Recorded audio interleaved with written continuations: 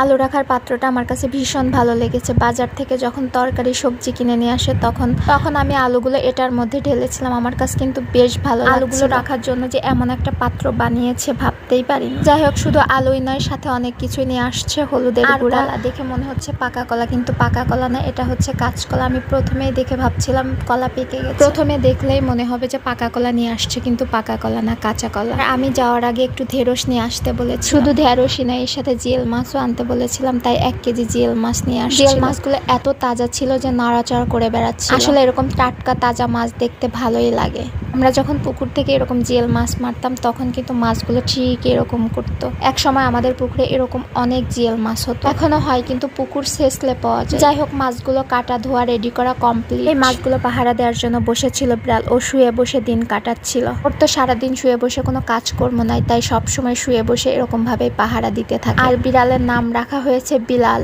ও অনেক ভালো, অনেক উপকারে আসে। আর যখনই খাওয়ার সময় হয়ে যায় তখনই ও চলে আসে, যেখানেই থাকুক না কেন। ওর জন্য খাওয়ার সময় সবকিছু রেখে দেয়া লাগে যাতে ও পরিপূর্ণভাবে খেতে পারে, ওর হকটা নষ্ট না হয়।